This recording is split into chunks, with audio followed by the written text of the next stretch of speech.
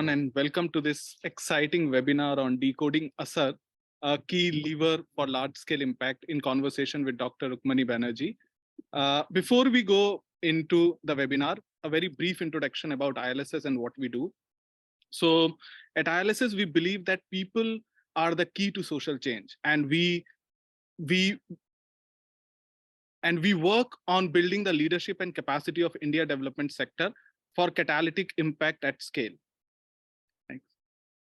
And what do we do? So there are three major parts to our mission. One is infusing talent, wherein we bring the best talent from across the sector to solve India's pressing problem. The second is to transform the quality of talent, in the sense that we provide upskilling program, we build institutional capacities, and then the third mission is around accelerating impact. So there are great organization, great social purpose organization doing great work. So we want to act as a catalyst to scale their impact. And how do we do this? So we have our learning program, which are researched back program that we run throughout the year. Then we create knowledge through online. So this webinar is a part of ILSS online. Then we also do sector research. We also have published our articles and insights. And the third part is around fostering network, wherein we believe that an ecosystem plays an important role, and we want to build an ecosystem of practitioners for the development sector. In terms of our journey, we started way back in 2017. We started our first program in January 2018, and since then it has been quite an enriching and quite a fulfilling journey for ILSS, wherein we have started a list of programs like fundraising program, people practice program, emerging women leadership program, and board program, and that has been the roadmap for us. Next. So in terms of our program, these are the 6 major programs that we offer. ILSS leadership program, which is our flagship program, wherein we invite leadership talent into the social sector. Then we have board program, which is a very focused intervention around engaging senior corporate talent into advisory or governing board for SPOs. Then we have fundraising program, which is a upskilling program to build mindset and skill around fundraising. We have people practice program, which is a workshop-based experiential program around building skill and awareness to retain, attract, and grow right talent for the organization. We have emerging women leadership program, which is focused around building the ecosystem as well as skill for women in their mid to senior level social sector positions. And then we have SPO governance program, which is a program to help SPO leaders to strengthen their board. Now, in terms of how today's webinar will look like, we will have a Aser presentation, then we will have followed by a conversation with Dr. Rukmini Banerji, and finally we will have a specific segment around Q&A. She doesn't need any introduction. Just like many of us may be aware that she has been a huge advocate of education reform, and she has been part of many policy discussion across multiple states in India. She is a CEO at Pratham Education Foundation, and she has been leading Aser since 2005. Really glad to have you, Rukmini, and we are looking forward to this discussion, and we can move to the presentation. Over to you. Thank you so much for joining us. Thank you, Hemant. Namaste, good afternoon to everyone. I think to everyone who has tuned in, hats off to you. Long week, long day, and Friday sham ko agar aap 5:30 baje you want to listen to this, you must be an outstanding human being. So big thanks in advance to everybody for coming. I was sent lots of guidelines by ILSS, some of which I've followed and some of which I have not followed. But what I thought is, at least in what I'll say, there should be enough material that we can have a good conversation afterwards. So that is my sort of idea, that I've broken up what I'll say into 2-3 parts, just so that there is enough for us to go back to and talk more about in detail. So to start the story, I thought I should just keep it here, because I'll move to the slide next. that many people, today come to us and say, कि भाई national survey कैसे करते हैं?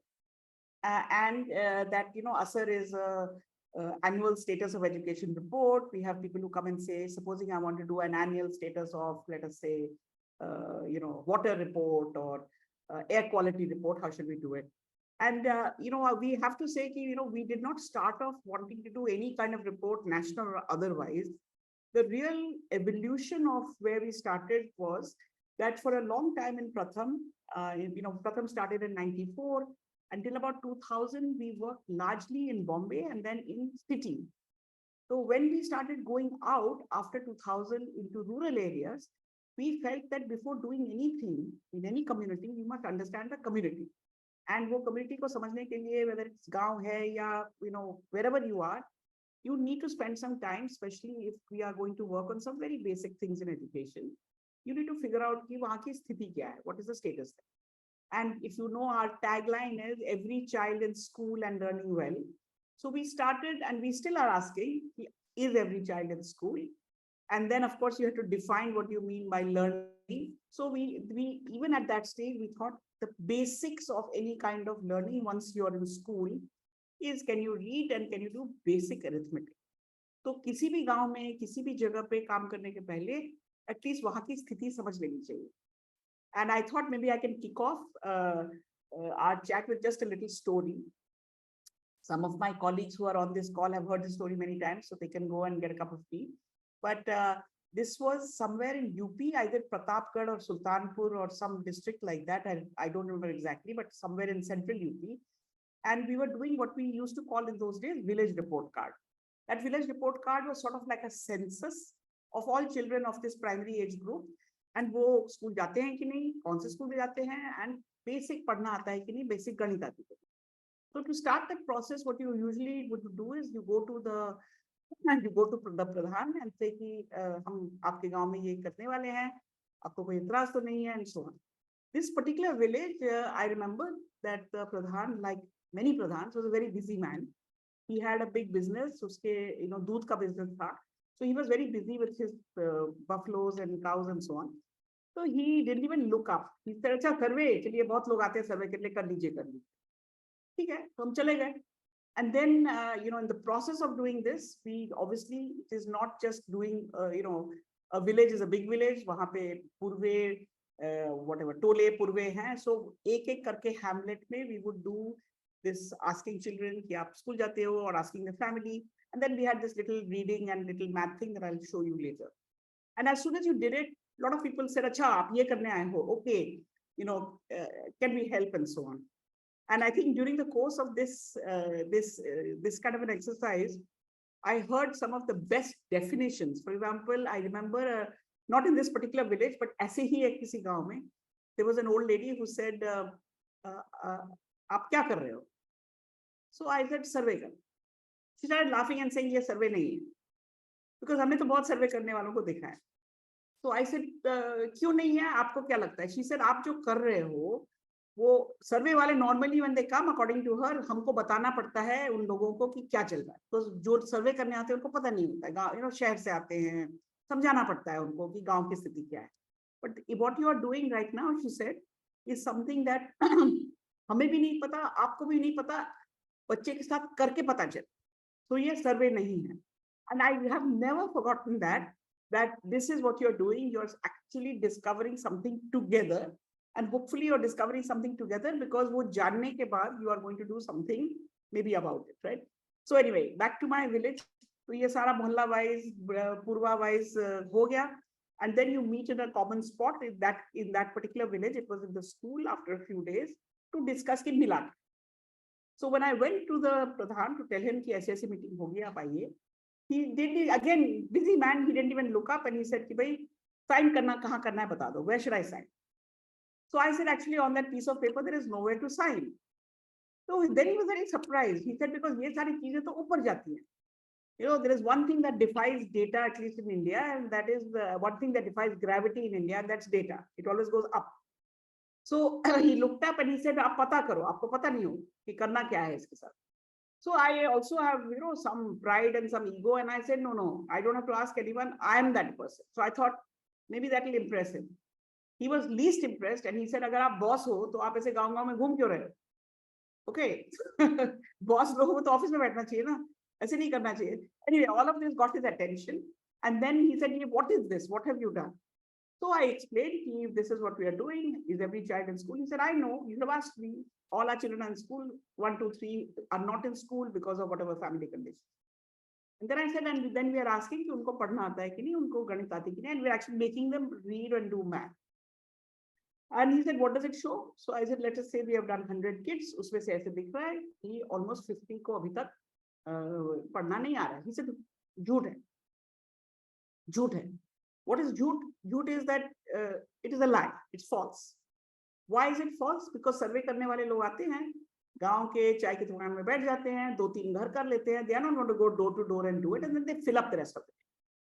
Now, by this time, there was a big bheed around me, and lots of people said, "Kaisa nahi hua hai yahan pe, actually it has been." Then he said, "Then it is false, or it cannot be true." Why cannot be true? कि बच्चे school जा रहे हैं, तो कैसे कैसे हो सकता है कि इनको पढ़ना नहीं आता है? Now, this whole conversation, debate, discussion actually really got his attention. And then he said that there's only one way to find out, कि मैं खुद करके देखता हूँ. So he took the tool from my hand and he walked down, मतलब it was not very random, he walked down the street and जो भी बच्चे उसको मिल रहे थे, he was asking them to read. And I clearly remember by the 6th or 7th child, he turned to me and said, इतनी बड़ी बात है और मुझे पता ही नहीं था कि मेरे गांव के इतने सारे बच्चों को पढ़ना नहीं आता. Now, this story actually happened, and in many ways, the story actually illustrates the whole process of why such an exercise was important for us at that stage. And जब हमने देखा कि it was important for us, it was important for the mohalla, it was important for the old lady, it was important for the pradhan, then we began to see some patterns. And since ILSS has asked me to speak to their leadership team, I thought कुछ ढंग के graphs भी बना के slide भी बना के लाने चाहिए. So now we can move to the next slide, where the learnings, I would say, if I had to summarize कि इसमें से बहुत सारे गांव में हम लोगों ने ऐसा किया, what did we learn? I think you have to click. हाँ. So one is that you need to engage people, right? अब प्रधान जी को engage करने में मुझे काफी कुछ करना पड़ा. But if you don't engage, if you don't generate curiosity, then participation नहीं आएगा. And I cannot do engagement with complicated things. Simple things के साथ engage होना पड़ता है. And like we saw with प्रधान जी, जब तक उनका खुद का डेटा नहीं आया, उनको यकीन नहीं हो रहा था that sorry, I will go to English. Sorry, I do a mixture. There's a comment in the box. So what we saw is that Pradhan ji was finally comfortable when he generated his own data to understand. So first thing we learned, the engagement is necessary. You need to be curious. If you don't have a question, the answer doesn't make sense. So you should have a question in mind. So I would say first step is sort of this demystifying this whole process. Second is, even a village is quite big. If you say, India has a problem, most people will say, "Oh my God." So let somebody else solve that problem. If you say the village has a problem, the village can also be very big. But when you are in your hamlet, in your mohalla, where you actually know everybody, where the aggregate and the individual is not that far away, then very often it's easier to digest and discuss. So we learned that, how do you enable people to move from anecdote? Very often people will say, so-and-so that I know, uske bachche ko problem hai, hence this is a problem. But how do you think about a whole from the small? Geographically, how do you think about your whole village, which is built of hamlets? How do you think about this problem, which is not just your personal anecdote, but an aggregate that you recognize? So understanding the problem, relating to the evidence, needs some of these very localized micro kinds of mechanisms. Then the third one is, now having done all of this, why are we doing this? Because we think it's an important question to answer. Every child in school, that answer should be yes. So if I find that not every child is in school, then presumably me or whoever is doing this and the village or the hamlet will say, okay, going to school is a good thing, so we need to do something about whoever's not going to school. And so I think that, what is the problem, my understanding of the problem, and then what can I do is something that came out of this exercise. And what can I do alone? What can I do as a common goal? in that meeting that we had in the village after the Pradhan's whole process happened, the question was, okay, if there are so many children who are not in school, so many children who can't learn, then what can we do together? So some way of coming to a common platform to discuss common issues and therefore also come up with common solutions. And the final point, I think what we learned is, once as citizens or as normal people, you've come this far and are willing to do something about it, then what is it that you can demand from institutional structures or others who are supposed to be doing this? So we learned this, and I think from village after village, we could see that this simple process of assessment, coming together, participating, discussing, debating, disagreeing, would lead to some kind of a solution. Now, this is around 2004, 2005, when a new government came into India. There was some talk from the finance minister, from the president about outlays to, moving from our focus from outlays to outcomes. And there was also the education cess was imposed at this time, which was a non-lapsable cess that should be used. So in some ways, we felt that if this kind of a local activity was generating action based on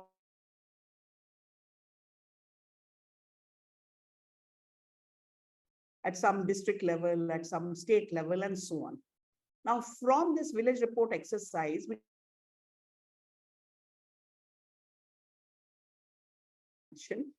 a number of different things happened, which I don't want to waste time here. But by 2005, I think because of a whole series of things, we felt that perhaps trying something like this at a much more macro level may be useful. But in doing that, just move to the next slide. What is it that we felt? Oh, so this was the tool. This is what we were asking people to read. Can you read letters? Can you read words? Can you read a simple para? Can you read a story? Today, this is called the Aser tool. At that time, it was just a way to get everyone engaged and to understand.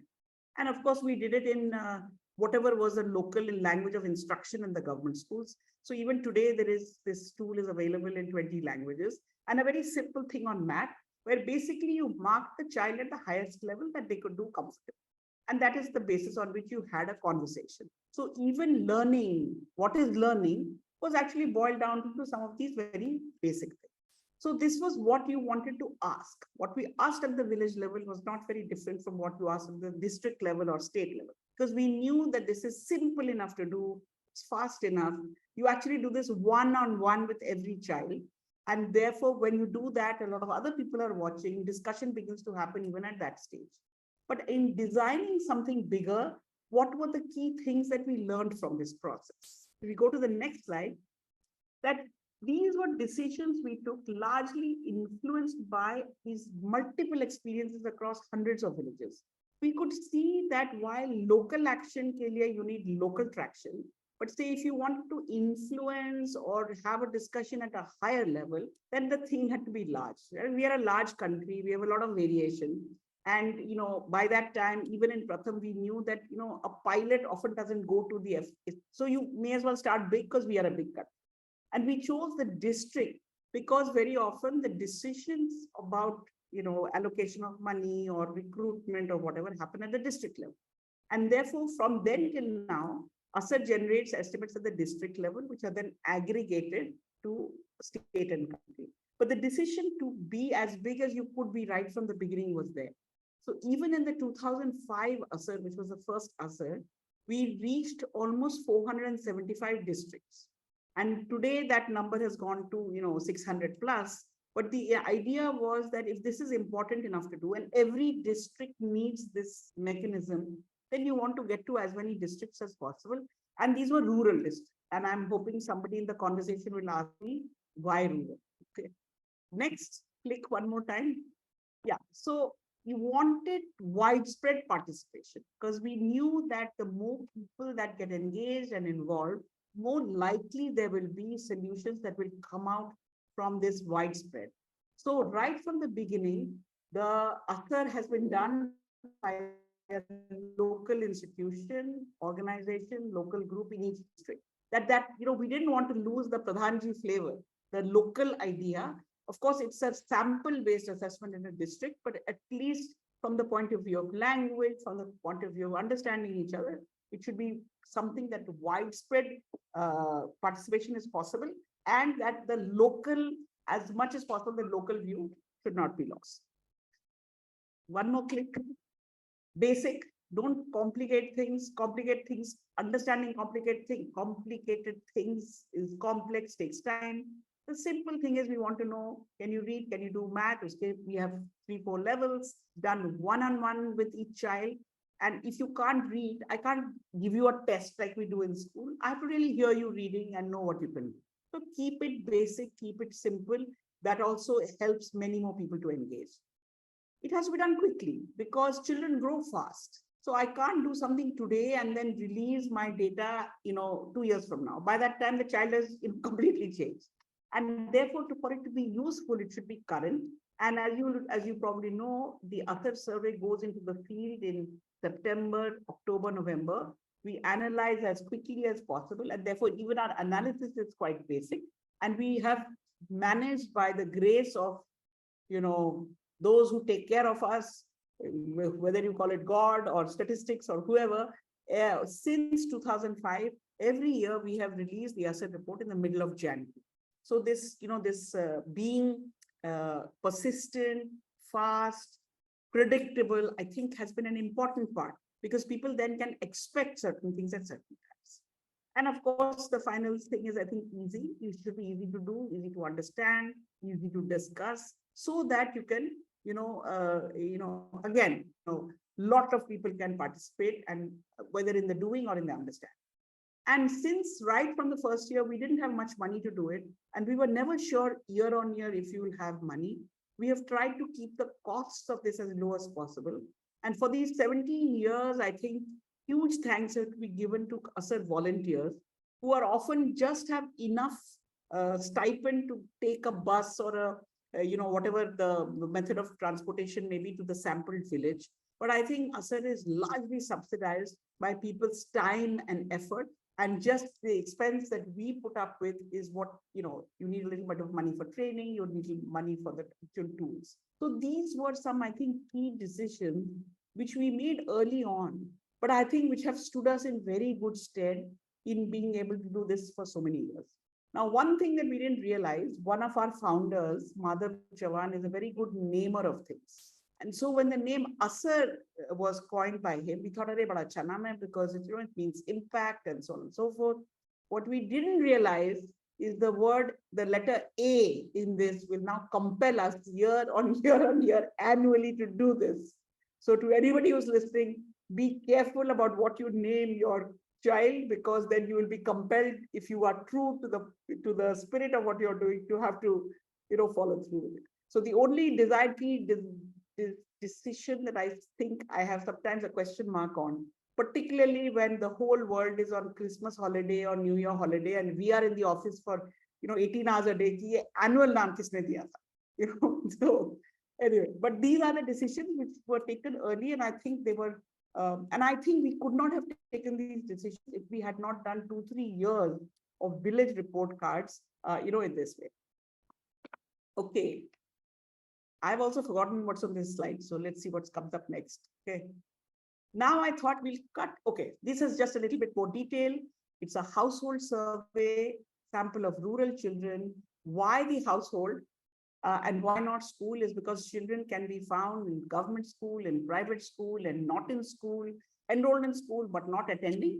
But if you have a home and if you have a family, and this does not therefore apply to homeless children or children, other kinds of circumstances, then the place to find children is at home, usually done over a weekend, so that on Sunday or a Saturday, you're usually to be found at home. And, we use this sampling that you can see, quite a standard sampling frame. We use this one-on-one assessment, and in each state, in each district, it's usually a local organization. And it's very interesting now, there have been some organizations who have done Aser for 20 years, or not 20 years, 10 years, because now it's become part of their, functioning as well. Moving on. Rukmini, in fact, when we are here, do we want to, since you've already, spoken to us about both the rural things, do you want to tell us why you all chose rural for this? It's very simple that, the sampling frame, we use a census sampling frame. Now the sampling frame is getting quite old because we haven't done a recent. Urban areas in India are, have many features. One is urban doesn't only mean a Delhi and Bombay. The largest urban areas are block towns, district towns, and so on. And many of our urban areas, what is the sampling frame is sometimes difficult to figure. So it's really statistical reasons and the other thing is for rural areas, for districts, for the state, it is very clear who the district authority is for education. Urban tends to have a lot of, different kinds of systems in them. And, we have done urban 1 year, but I think, we are often asked, why don't you do urban? And that's because of the complexity of the Indian urban context, especially in light of, how from where we do SAM. So that's really good. Thank you for that. Would love to bring that back in the discussion. Sure. Thank you. Then I thought what I'll do is I'll do a couple of just highlights from the last Aser, just so that you can see what does Aser produce, and just a few slides. This year we did, I think, just click again, you'll see, almost all states, union territories, 616. I think rural districts, we have just about a few more, just a few districts may not have been done. And, we reach, almost 400,000 houses and close to 7 lakh children. And this is, larger than, even the NS. We use 19 languages. And if you think about, we do 30 villages in each district, except Chhattisgarh, where this year we did 60, because during COVID, actually, Chhattisgarh government asked us to do an answer. And so we did it, and they wanted a bigger sample at the district level. And so, more or less to go to 30 villages, you'll either have, ideally, we like to have 60 volunteers and a pair going to each village. And so if you have less people, then just the same pair over a period of 2 weekends will do 2 villages. So you end up with anywhere between 25 to 30,000 volunteers each year.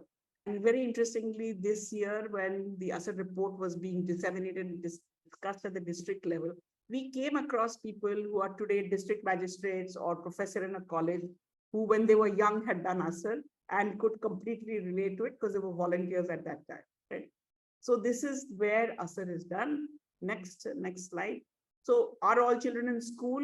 This year, it was very important to know that not only is enrollment high, but the 2 years of COVID has actually increased the desire for schooling. So we actually had very high enrollment rates even in 2010, 96.6 were enrolled in school. And today that number has gone to 98.4. So if anything, I would say that, the desire to be in school has even been accelerated by the fact that you were home for 2 years. And another interesting feature of 2022 is that compared to 2018, enrollment in schools has really gone up. Now that is being interpreted in different ways, and we can talk about that. Now remember, enrollment, and again, this is a definition, that the best definition I've heard is from a kid in a 3rd or 4th standard class. In school, you always write the on the board, the attendance and the enrollment for the day. And so the word in Hindi is quite difficult. So I was asking children to read it. And then I asked the child, what does that word Namankan mean? And he said, that means ki mera naam school mein aa gaya, my name has come to school. And what is the word for attendance, which is also a difficult word in Hindi? That means I have come to school. So we should always remember that enrollment means that my name is in school. And we hope that along with the name, you are in school as well.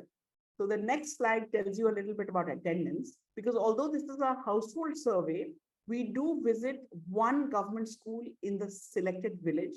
And we do look at things like attendance and facilities. And there we find that while enrollment has really gone up, nationally and even across states, attendance has remained pretty much stable. And remember, this is an average attendance for India. So it has states which have, or districts which have 80, 90% attendance, but also districts have 55, 60% attendance. So as an attendance, if we had to put a map of attendance year on year, it would not look very different. If I had to put an enrollment map, it would look like we are very high, but going, further up. The other thing that we also ask is, are you studying anywhere else? And we found that post in this period between 2018, which was the last big ulcer, in 2022, there had been an increase in tuition, which I think is not surprising because people will lean on other educational, opportunities when schools were closed. Now comes the real crux of Aser on the next slide. And here, remember that in between 2018 and today or last year, in 2020, a new education policy was announced. And the education policy was very important for everyone, but particularly for us, because we have been pushing on this agenda of basic reading and basic arithmetic through Aser for a long time. And here, if I look at, if I try to match what the new education policy says, it says that by standard 3, we should have most children with basic foundational literacy and numeracy skills. And then if I use Aser data to look back 10 years, this slide is it's a little difficult to read. The first set of graphs are from 2012, and the last bars are from 2022. The green is for arithmetic, which is basically we are looking at a process being able to do subtraction, two-digit subtraction. And the blue is being able to read a text from a second standard textbook, a simple story. You see that there is some improvement, incremental improvement from 12 till 18. Then we had COVID, and then you see a little bit of a drop. But I think the interesting thing about this graph is that we know where we are. Even in our best year in the last 10 years, we were not above 30%. We fell a little bit because of COVID, which is not surprising. But where we have to go is a long way up. And the new education policy is very interesting because not only that you feel that there was a outcome that has been put as a goal, which is that you should have foundational literacy numeracy by standard 3, but there's also a time frame of 5 years.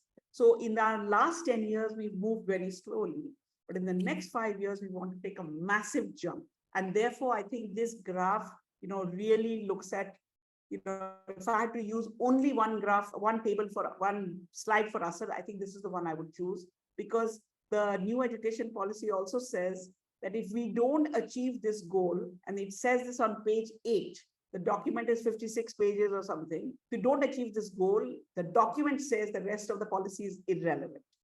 And for me, this is a huge, big national step to give basic literacy and numeracy this importance on a national stage. But it also means that we have a lot of work cut out for us to take us from where we are today to where we need to be. Now, obviously, if in grade 3, in standard 3, only less than 30% kids are at grade level, that that backlog shows throughout the system. So standard 5, in 18, 50% could read at standard 2 level. And in 2022, that fell to almost 43%. Even in standard 8, after 8 years of schooling, we still have a 5% or whatever, a little bit more than that, kids who are not comfortable with reading simple text. And that number 2 has become, you can see that up now it's about almost 30% kids, 69.5 can read, so 30% are having trouble reading. So this basic foundational literacy numeracy, although is really being focused on in the early grades, there is a lingering problem that goes through our system. And this kind of analysis is there for every state. Aser is the report is a big fat book, but it's only fat because we have many states. The basic results are this.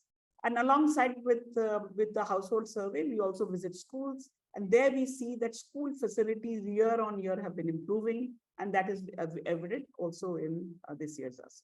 So these are just highlights. There is a lot more there, but these were just the highlights. I am not looking at my watch, Hemant. Do I have some few more minutes? Yeah. Okay, so let me just take maybe 5 minutes more. If you go to the next slide. So people always ask us, so now what? What has Aser been used for? I think Aser has been used in many different ways, and I've only pulled out a few examples, just again to make sure that we have an interesting conversation after I finish speaking. So the first example, if we go to the first one, now if you look at, this is the standard Aser table. I've pulled out standard 3, 4, and 5. And if I look at reading, this is how children are categorized. You can think of this even as a school. You can think of this as a district or a country. It's the same story, right? Now, if you look at this table from Aser, what does it tell you? It tells you a couple of things. One is the chronically low levels of learning. Look at the last column. We can see in standard 3 in 2022, only 20.5% kids are at grade level, which means that 80% are not. So chronically low levels of learning. If you go down the same column, grades 4 or 5, even in 5, you see only 42.8 or 43% kids are reading at second standard level. Some of them may be reading higher, but you're sure that at least some, whatever, 58% are not able in fifth standard to read second standard. The second most important thing, I think, which is a characteristic of most in classrooms in any grade, is the wide variation within the same class. So you look at class 5, there is 48 or 40, let's say 43% kids who are reading, and maybe they're reading at higher level. We only measure them up to standard 2. But those who are not able to read, the 58% who are not reading, are spread out over a range. There is something like almost 20% who are at letter level or below. There is another almost 17% who can read simple words but can't read sentences. And then I have almost 20% kids who are able to read a couple of lines but cannot navigate a big text. And this is in fifth. And so if I was a fifth standard teacher, what would I do? Because the biggest challenge that I face is this wide variation. I have a curriculum which is pegged at fifth standard level. I have 58% kids who are not even at second standard level. And in that 58%, I have a huge dispersion. This is the most challenging thing that a teacher could face. And so looking at something like this, what is a solution that we can come up with? And I want to just take you through the logic of the solution that as Pratham we have evolved. We call it teaching at the right level in English, but it's called Kamal in many languages. And don't just go back. I just want to go back to explaining how we do this. So every school, most schools in the world are organized by age and grade. In my table here, that age and grade is a row, is a line, correct? And let's say we have a teacher for class 3, a teacher for class 4, teacher for class 5. She has a class 3 or 4 or 5 curriculum, but these are the children she has to teach, and she's stuck because very few people are at the grade level that she can teach. So what we developed over a period of time is saying that for some time during the day, for some months in the year, or in the summer holidays or whenever, what if I don't organize you by rows? I ignore the fact that you're in a particular grade, and instead I organize you by columns. Then I can bring, and I have 3 teachers. So maybe, Hemant has those who can not read letters and those who can read letters in one group. Archana has the ones who are at the word level across these grades, and I have the ones who can read paragraph or story. If I do that, teaching the kids from the level at which they are, temporarily ignoring what grade they are in, we see very fast progress. And the next slide is an example from one of the states in which this kind of a program has been run. If you go to the next slide, where you see, this is Karnataka a few years ago. In fact, just after schools were beginning to open after COVID, you see that at the baseline level, you see the kind of distribution. This is grades 4 and 5. You see the kind of distribution that you saw in the other table. But they were organized by level rather than by grade for 2 hours a day for less than 3 months. And you see that by end line, that whole picture has changed dramatically.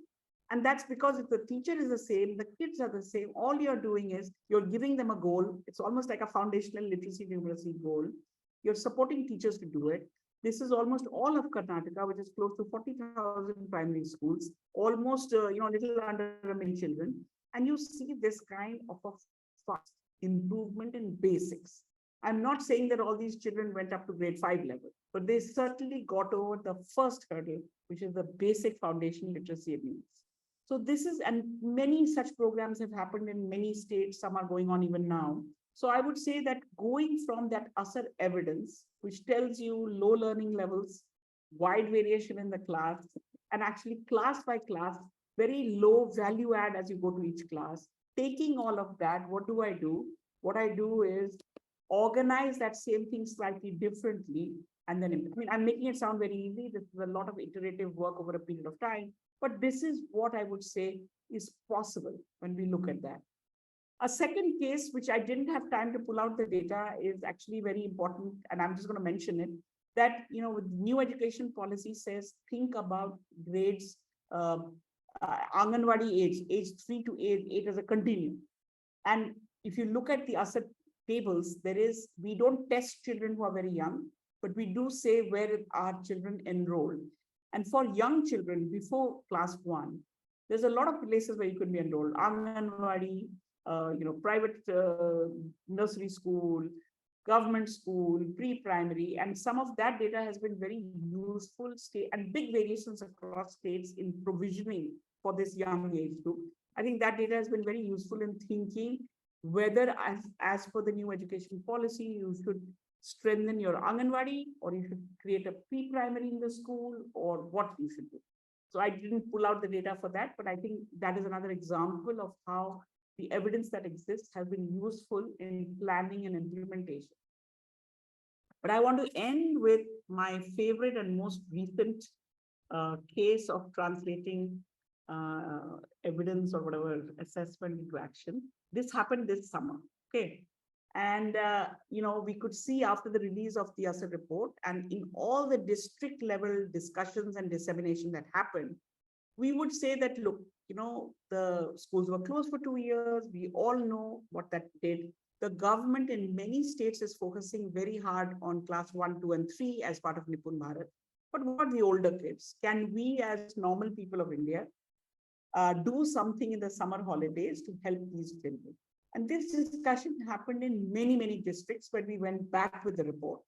And by April, we had the sense that there was some real genuine interest at district level from district administrators, from colleges, from our partners, teacher training colleges, to say, why don't we try to do something in the summer?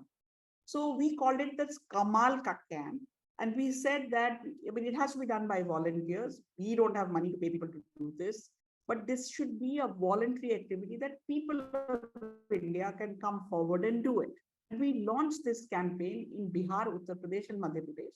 Variety of reasons, but all three Hindi-speaking states, large states, all three have kind of variable attendance, relatively low learning levels, to see what would happen. And we just said 1 month, an hour or two a day, a local high school or higher volunteer working with anywhere between 10, 12 children. Can this happen? We were overwhelmed, and I'll show you a couple of things of what this did. Next slide.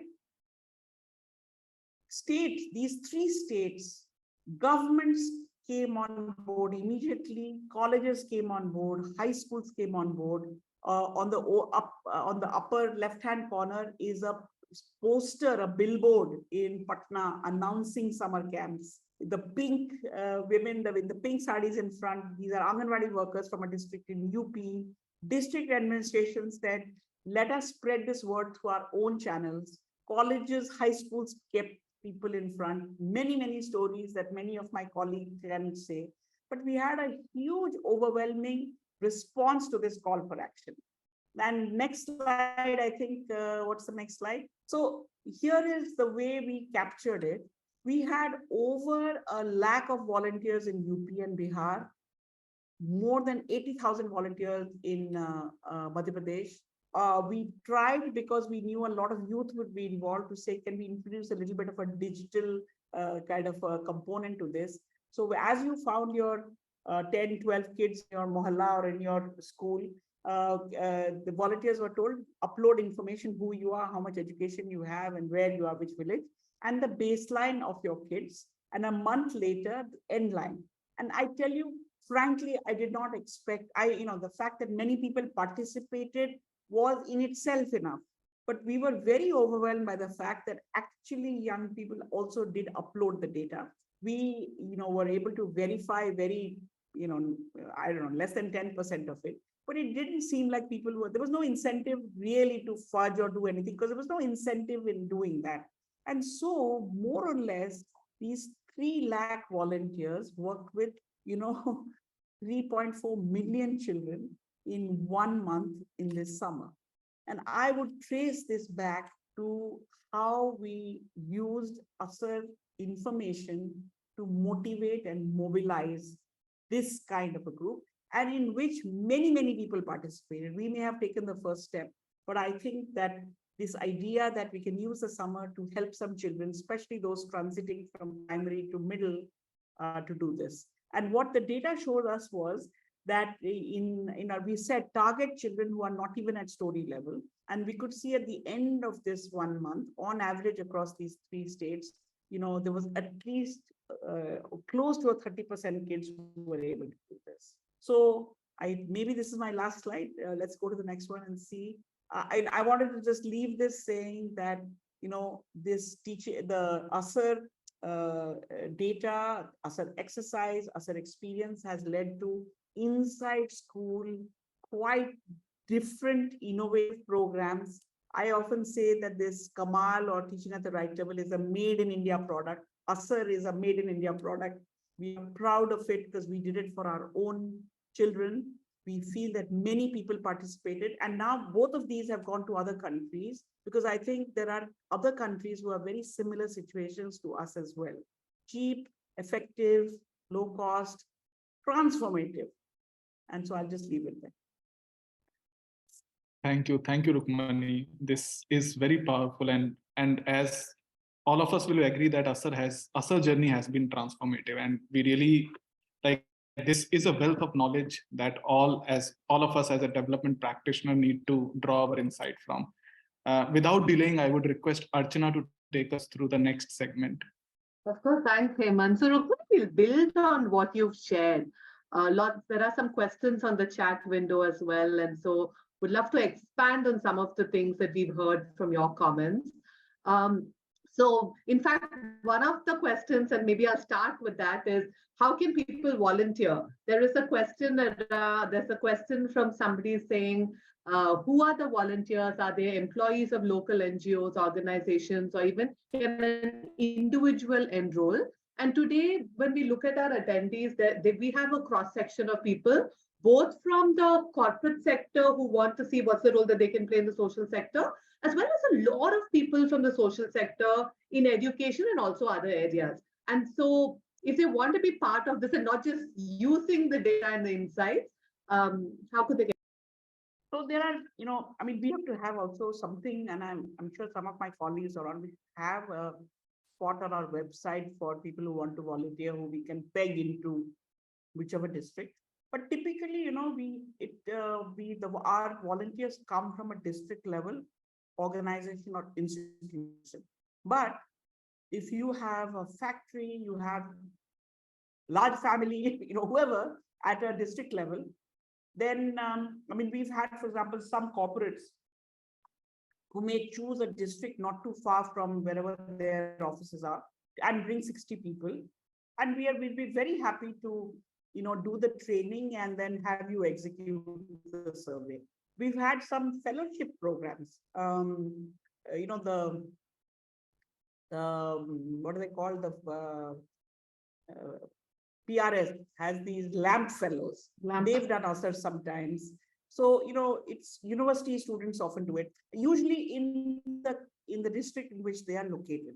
So a large number of our Aser partners are actually colleges, particularly teacher training colleges.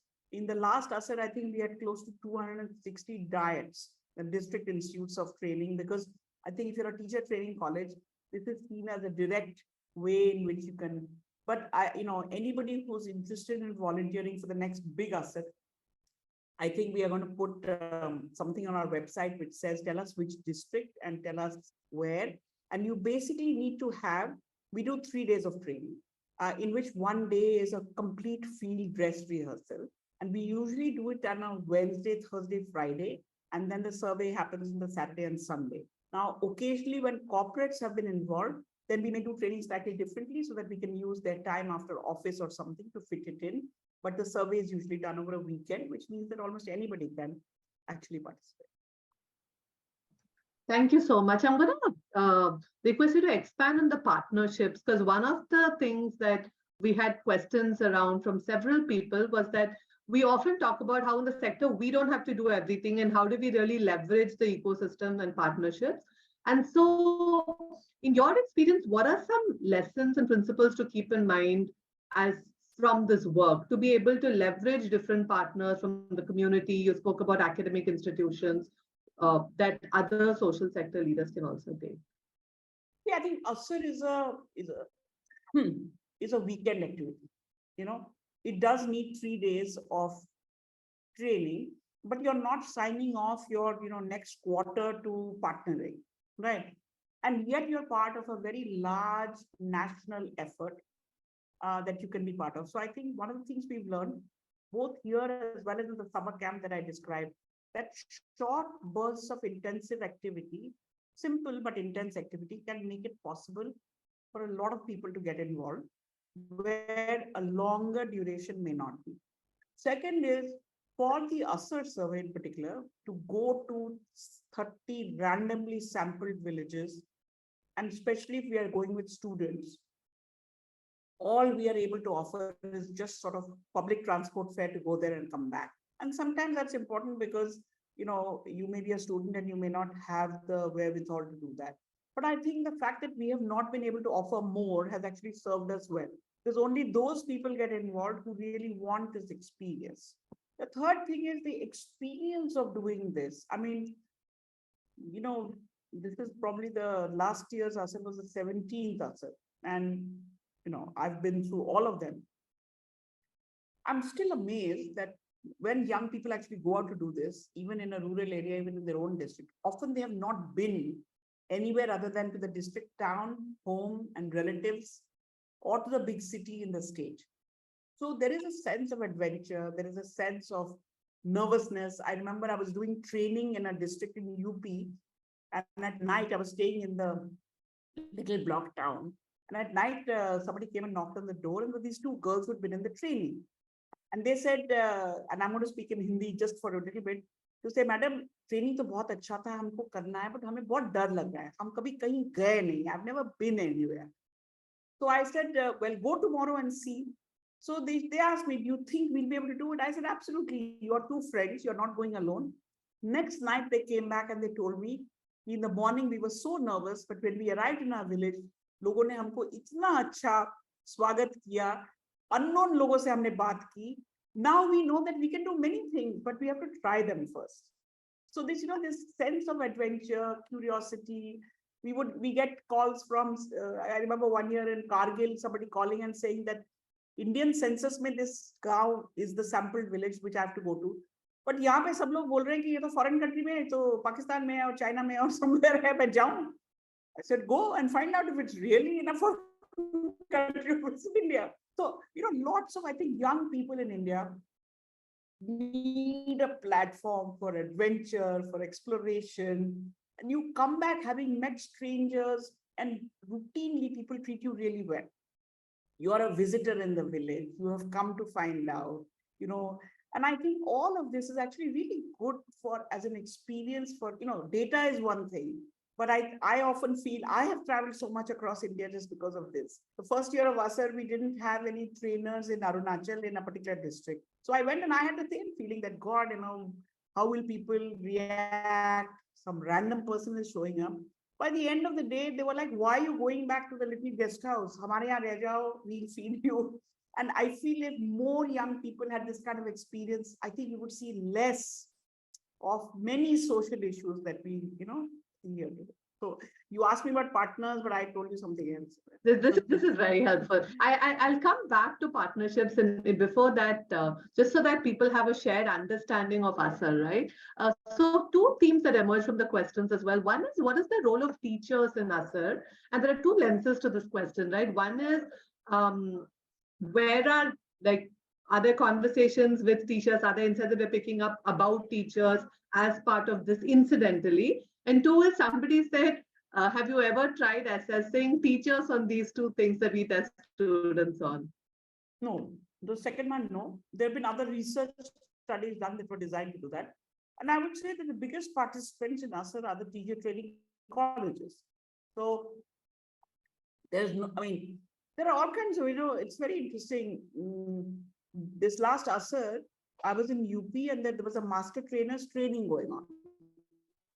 And there were some people there who, I said, who has done Aser, who has done Aser for many years, and two men put up their hands. They were in their mid-40s. So I asked them, who are you and what do you do? They said, we are farmers, hum kisan hain. Some Aser came to their village. They got very interested. They found out, and they seasonally do this master traders. It's a 1 month thing. And they said, we look forward to it because according to this one guy, he said, I have seen so many districts in my state because I'm a master trainer. Otherwise, so I'm in my village and I'm doing my kheti badi and I go to the mandi. Now, how did these guys come? Why do they do this? But I feel like we don't have enough opportunity for just normal people to do different things. Maybe while you're in college, you may have that opportunity. But after that, there is no place where you can go see India and do something productive while you're at it. So there are sometimes teachers who will take the weekend off and come and do this, but they are doing it as normal, just as an ordinary person, Thanks, Rukmini. So Aser's now come back after COVID, right? After a gap. And so what did that change for Aser, if any? And also, what was the learning for Aser through the whole COVID time, the process-wise? So when I just started talking, I saw some of my colleagues, Aser colleagues on the call. We were actually incredibly busy, as were many other people, during the time that you actually couldn't move anywhere. Because the whole idea was, see, normally up to 2005 to 14, we did this basic Aser every year. Then we went into an alternate year pattern so that we could use the gap year for exploring more in depth some other areas. So for example, in 17, we looked at the age group 14 to 18, and we didn't do all districts. We did a couple of districts from each state because we wanted to get an understanding of what are the issues, so it wasn't only basic reading and math, but it was a bunch of other things. 2019, we did children 4 to 8. We had some sense that the new education policy is going to put a big focus, right? But we would have done the basic Aser in 2020. And of course, as soon as COVID happened, you had no idea that schools would be closed for as long as they were, but you wanted to know what is going on. So we did our first phone Aser in September of 2020, because we had the sampling frame from 18. Because if you're going to do a phone survey, you need a sampling frame. You need phone numbers. We collect phone numbers as part of our normal Aser for monitoring and recheck. Because routinely households are called and said, did the Aser happen and so on. So 2020 and 2021, we did phone surveys to find out what was happening at home. What were you doing? Did you get textbooks? Is somebody helping you? That kind of thing. And then in 2021, 3 states, actually a field Aser was done.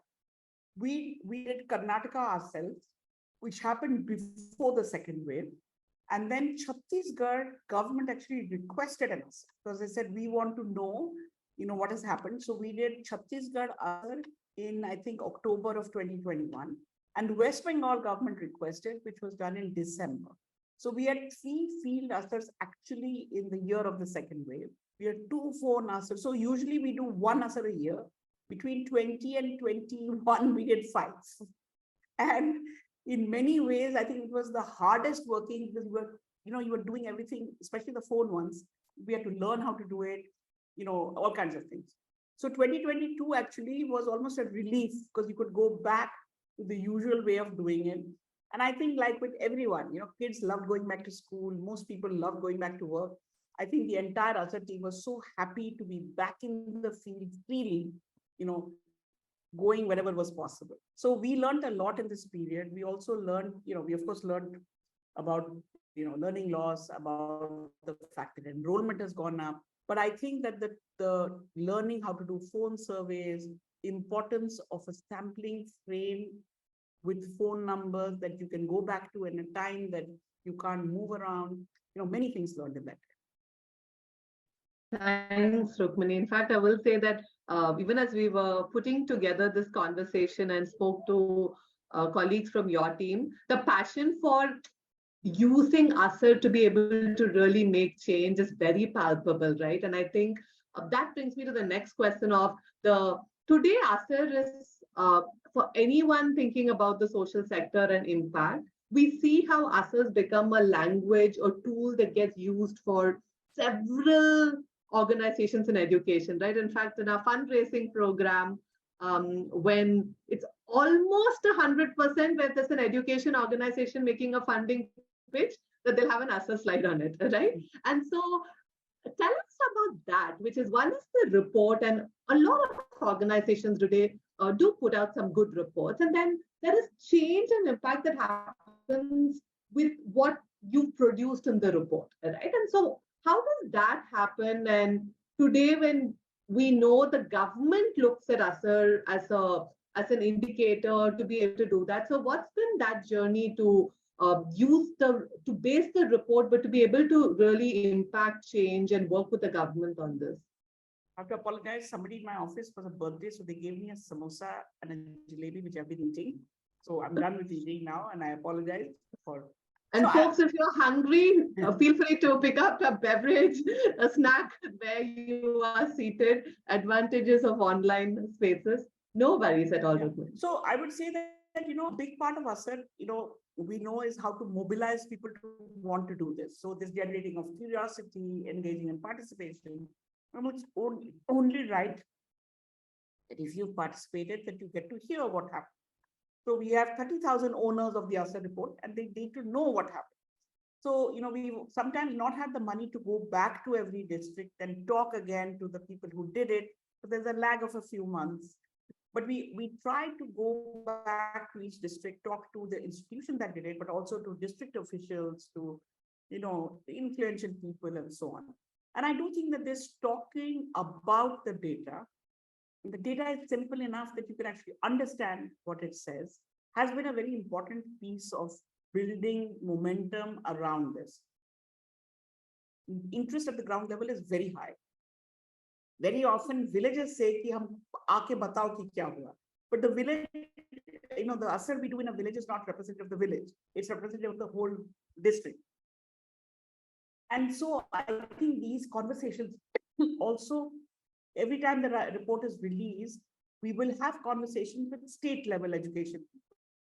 And it provides, whether it's at the village level, district level, state level, national level, an opportunity to speak about something, talk to somebody about something. I think that is one. The second, I think, is also that the predictability that there will be in mid-January and Aser, budgets start getting finalized around then. You go to, the central government from each state with whatever is your plan for the year around that time. So the timing is important. And, again, over the years, we've seen that especially governments, some years they, don't like it, some years they like it, but it's now part of the landscape that, you may like it, you may hate it, but you're not neutral to it. If people were apathetic or neutral, that would worry me much more than if you disagree, So we've had state governments who say, we don't believe your results at all. Then we'll say, why don't you believe the results? Aapka sampling bekar. Okay, why do you think that? There's room to talk, there's room to argue. And because it's been going on for some time, I've seen in the same state, 1 year, there was a bitter discussion. Next year, there was a friendly discussion. Same state, we are all the same, nothing has changed.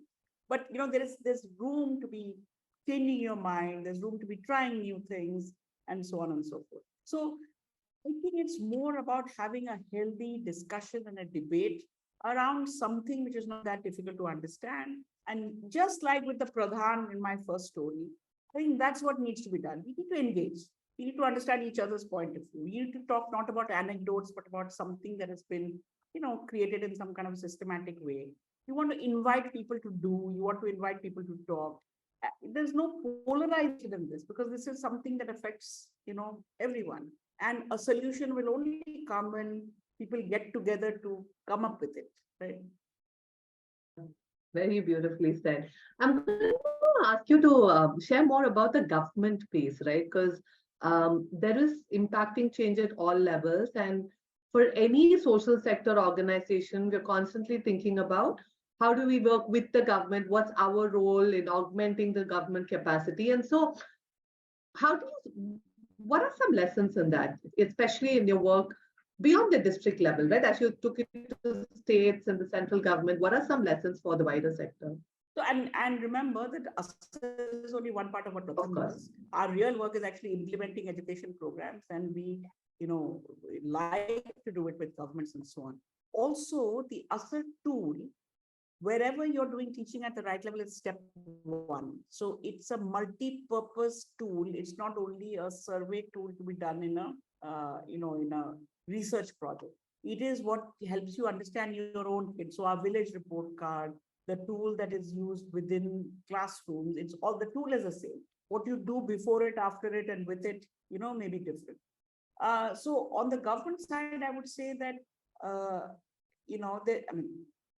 things are not smooth at all times. There have been times that there is, we say the government, but the government also has many parts. It has district, state, center. In the center, there are many departments. So, for example, the finance ministry has often reported Aser in the economic survey, right? Education department sometimes, especially in the past, did not report Aser ever anywhere, but that doesn't mean they weren't aware of it. The first 20 copies always go to the ministry because, again, you don't have to like it, you don't have to hate it, but you have to see it, right? We've seen interest from education ministers to understand the process and the results. Then your interpretation can be your own. So we use Aser and the Aser release as an opportunity to talk and refresh and reconnect. The reconnection sometimes goes to action done with us and with the government. Sometimes it goes to action done by other people. It can be no action. But I think that, again, it is like, I would say, every year you have Diwali.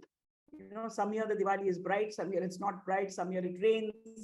But that doesn't mean that you don't celebrate Diwali year on year, right? Sometimes the whole family comes, sometimes your uncle has fought with you, so he doesn't bring his family. These things happen. And so I feel like Aser is a seasonal celebration, connection, which should be done. And the more young people that are involved, I think the better the quality of what they will do later will be. I feel like Archana has asked me these questions and I'm not really answering them. I must have learned from TV how to do this, I think we have a very diverse group, and so perhaps I'm going to trust that people will take what they need, right? Rukmini, you spoke a little bit about the timing of the year, right? That, of course, it comes before the budgets and so, but any other reason on why you'll pick those particular months and quarter to do this? The schools in enrollment generally settles down by August, September. You don't want to get into a class or into a new school year right in the beginning. I mean, our school year is also peculiar, right? Because you move into a new class in April, then you're in school for a month or so, then there's summer holiday. But really the school year starts in July, right? And then by the time it's tough to do Aser when there is huge monsoon. Sometimes the monsoon continues till September. So it's sort of like let the enrollments stabilize, which is September or so. Weather and other things, September, October, November is better. So that's another reason.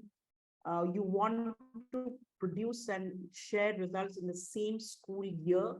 So January was really decided because it's still in the same school year. It's before the finalization of the budgets, and then working backwards, you need to get started and moving. So we look at it as a 100-day process, actually. So the final, every year we do a dress rehearsal with whatever Aser is going to do, even if it is the Aser that we've done for a long time, we still do a dress rehearsal. So there's a national team, close to 100 people, who will get together for, sometimes 8-9 days and pilot everything. And actually in that district, almost do a full Aser. You do 20 households in Saturday and Sunday. Make every single person in Aser, including the people you've been talked to, every year will make sure that they themselves have done, this old lady telling me, what are you doing? And my being very short, which was partly because I was in my 18th household and I had to finish before it got dark. And I didn't have time to really engage with her on some philosophical thing about Aser. And so, I was kind of rushing. So we do, and that happens usually in August when you do the full dress rehearsal, because then there is translations to be done. Then there will be training in every state of the master trainers. So sometimes close to 800,000 people are master trainers. some from, within the organization, but largely not. So sometimes we have partner organizations who are master trainers. So for example, in Madhya Pradesh, there is a college university who provides the master trainers for that year. And so then they do this. I don't know if they actually do, I have to check, but I think this may be part of their curriculum and they get credits for it or something also. And then you take, depending, states will implement it in different ways.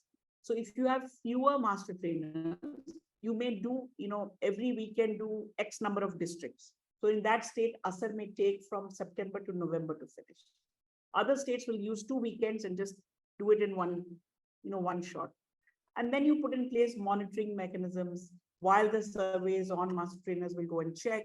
Once the survey is done, then a verification and a recheck is done. That takes, at least 10 days. And then the data starts coming in and it's entered and analyzed and so on. Wow, the number of iterations and learnings you would have had with the research. Is there a course or some course that you've created on research for the social sector? I think that, I don't know about the course, but if you are part of one cycle, you see, in the early days, we would usually have Pratham people from different states who came. And I remember thinking 2005, it was all very new for everyone.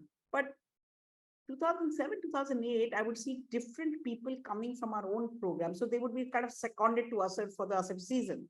And I remember asking some of our state heads, why are you sending different people? They said, ki log bade taiyar ho ke wapas aa jate. It's like a boot camp, because the timing is very tight. There are very specific processes to be done. You get supported to do it, but expectations are high. And so, in fact, one of my sons, I was saying that, before you marry someone, let's put them through ASEP to see if they survive. Then they'll survive our family also. So I think it's a tight process, but I think it's still an energizing process to get it done. There's so many, it's like a little project management course of how to do things, on time, systematically, reliably, cross-check, verify, motivate, because there's not much money in this. So people have to be excited about it. So, all of this. Yeah, I can see it, which is why I was like, yeah, we should have a course. I'm sure there are so many learnings from this that, you can almost make that a capacity building intervention in itself. I'm going to pause. There are a few other process related questions. And one of the things that anyone who comes to an ILSS space has almost started looking forward to is that there is Rukmini, who's the CEO of Pratham, and there's Rukmini as a leader on your own journey. And so I'm going to just use the next few minutes to say, like, if we were to get into your journey through all of this and say, what have been some experiences for you that really shaped you through this time, Rukmini, in terms of through Aser, through Pratham, what happened in your life alongside Pratham? What have been some of those? You really can't have another life. This is the life. No, I'm joking. No, I would say that, I'm very blessed. I've always had very good colleagues who are friends. So, at the senior level, there is Willima, there is Suman, we've been together through this whole journey. So it's almost like that's, that holds. Our young people, many have come, many have gone on to greater things. But I don't think we've ever had a cohort of us as people who weren't super hardworking, excited. This is very lucky. Once in a while, you come across somebody who doesn't work and I don't know what to do. Because I've never had that experience of people who don't want to give it their 200%, right? So I don't know in other organizations how it is, but we are spoiled. We have really good people. I don't know from where they come. I don't know why they come, but when they are here, they are super. So I think working with a charged and a very enthusiastic team, there's a very large Pratham behind who also looks forward to us, So I think I think the seasonality of doing something together also holds an organization together. Every year, people get new clothes made for the Aser release. All the people who've been running around in the villages suddenly show up at the Aser release and, Kanjivaram sarees, and you can't recognize anyone. It's really like a Diwali for the last part. Okay. So I think that this is, it's been, 70 years, I still really enjoy it. Every time you go to the field, you learn something new, you see something else, you're puzzled by something. And what else can you ask for? Super teams, committed people, exciting journey. And I'm 63, I'm still having fun. I mean, what to say? Love it, love it. The excitement is palpable. In fact, I think the extension is, are you hiring for senior positions? Then are there any? And I think we have a lot of senior leaders who are signing in. So let's say that ILSS will do one district next year. Okay. And then you do one season. If you like it, then you come on board. Yes, yes. Excited for sure. I'm just going to also keep a check on the chat window. You guys have so many alumni that you can even treat this as an alumni weekend where north, south, east, west, take one district east, call your alumni. Yeah. You will gain, we will gain. And you have alumni from all kinds of sectors. You know, therefore, the spin-off into, wherever they are from. And our alumni are looking for spaces to be together, learn together, serve together. All of this coming together. Yes. Great idea, Rukmini. Yeah, I'm so excited. I had to sort of come up and say, we'll try and make this for sure happen. Yeah, definitely. Go on, Rukmini.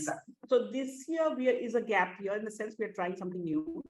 So, in 2017, we looked very closely at the age group 14 to 18, because we felt that that's an age group that is not getting adequate attention in terms of, I think, policy, planning, implementation, specifically for that age. They're part of secondary school or college or whatever. So this year we are going back to that age group. And we also feel like in these last 4 years, a lot has happened with digital interactions, and so on and so forth. So to just trying to understand young people of that age group, I think we are this year putting in some more, attempt to understand their interaction with technology and digital. But so this is an unusual one, and we do it, as I said, in 1 or 2 districts in the state. But we can certainly gear up to do an ILSS Aser partnership in how many ever districts you want in 2024. So you have plenty of time to prepare. And I think the 98 people who are on this call should all sign. Yeah, definitely. In fact, we've had some comments from, I would say, about half a dozen people who said that they do their organization does the Aser, that they do the Aser. So they're already part of the Aser network. So definitely for that. Rukmini, there were a few questions around. So there is the Aser journey that has happened, and what are your views on certain things, right? So one was, we all know the importance of foundation literacy and numeracy to be able to get to overall learning. And yet we also know that that's not all that defines learning, right? And so how do you see the path of FLN and beyond for India? So again, there is the architecture of Aser, the way it is done, and the fact that you want to be able to track trends over time that puts some, constraints on how much in the main Aser you want to change and so on. Because I do think there is a role of a thermometer remaining the same over time. But these gap year Asers are really where we explore. So for example, in 2019, when we looked at the 4 to 8 age group, we know that at a young age, there's a breadth of skills. There's a continuum of these skills. So, what we used was not the normal Aser tool. We looked at a whole bunch of cognitive activities, puzzles, pictures, things that could still be done at a household level in a survey form, but could actually bring out the fact that, for example, cognitive ability to do cognitive tasks is highly correlated to actually more formal math type things. So for the 14 to 18 age group, we looked at what we called, apart from your basic reading and whatnot, we looked at application of these skills in real life context. So for example, we looked for what we would call authentic tasks. What is it that you have to read and comprehend and do that has implications? So if you think about an ORS packet, reading it, following the instructions and so on, and that whole exercise led us to all kinds of, ORS packets in India, at least then, and I have to go back and look again, were only in Hindi and English. So how do you expect people to actually read and follow the instructions? often in very small font, so that, it was clear from the box that you are not actually meant to read it, okay? But it matters what you mix with what and how do you give it. So what are tasks that are actually real tasks? What are calculations that kids of this age group, 14 to 18, have to do? They are often the first person in the family who's gotten to 8th standard. Therefore, they are the bridge to a lot of other things that the family is required to do, filling forms, going on portals and things like that. So to what extent are this age group, learning for life as opposed to only learning for school? Again, because it is going to be I'm going to visit you and, do it in your home. I can't have all kinds of things. But, to the extent that you think that 18-year-old or a 16-year-old should be ready for life as well, not just only on, by that time, foundational literacy and numeracy be long behind you. You should have moved on. But we will typically not ask you a 10 standard curriculum question. We will say that, your dad has to, or mom has to get a home loan. These are the 2 interest rates. They're asking you for advice. What will you do? You have to buy all your school or college books. In the market, different booksellers are offering different deals. Which one will you take? You want to buy yourself a nice t-shirt. There is a sale going on, Diwali bumper sale. Where is the, stuff like this, which is you are going to do.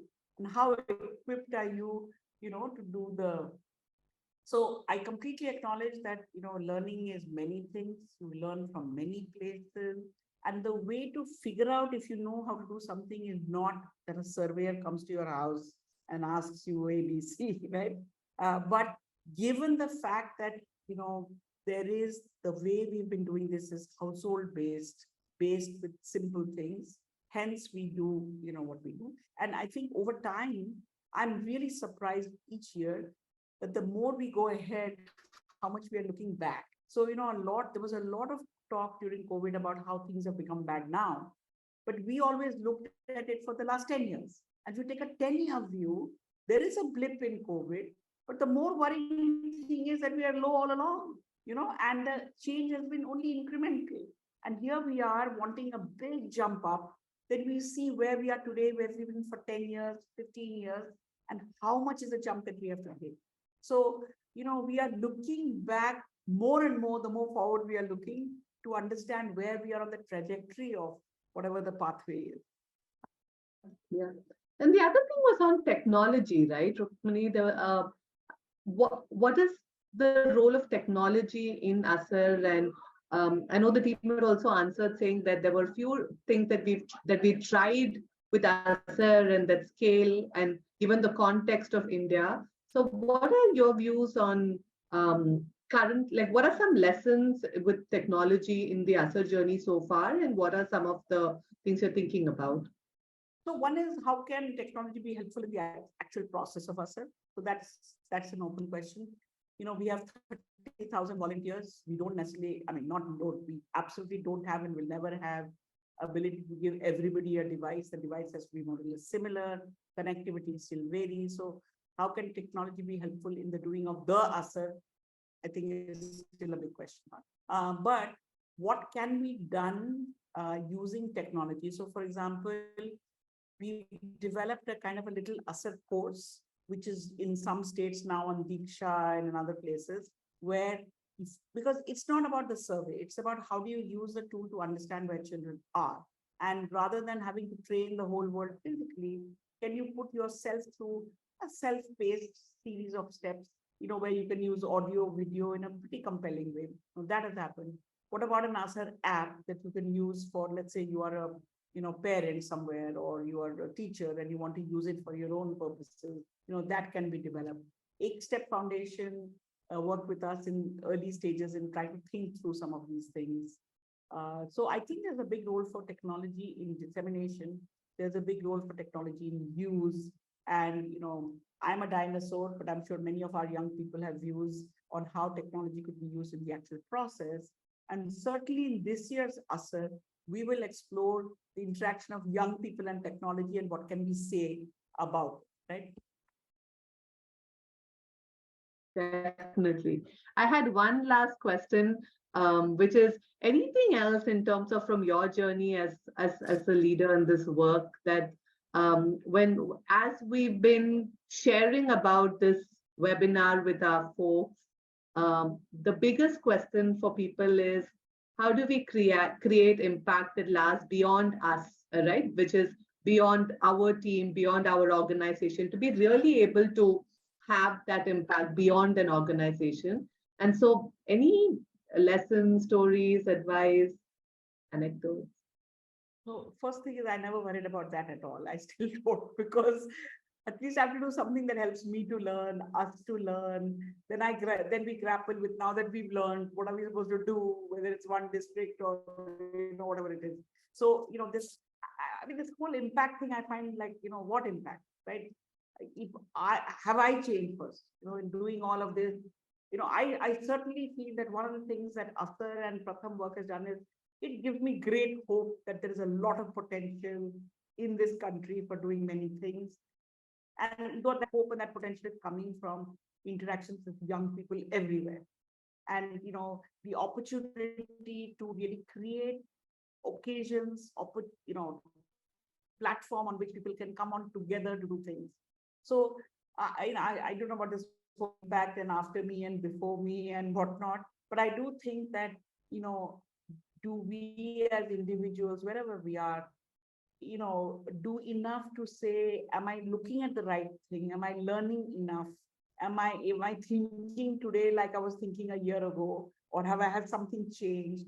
I think those are things that if you do this as a collective group, then something is going to change, right? The world changes, whether you do it or not, the world changes. And therefore, the harder thing is to keep up with the world, because the world is changing so fast and I'm still a dinosaur, and that's not helpful, right? So, how does the impact of the world on me is more what I'm worried about than my impact on anybody else. Can't agree more. How are we evolving? How are we learning? What is the learning journey that I am on?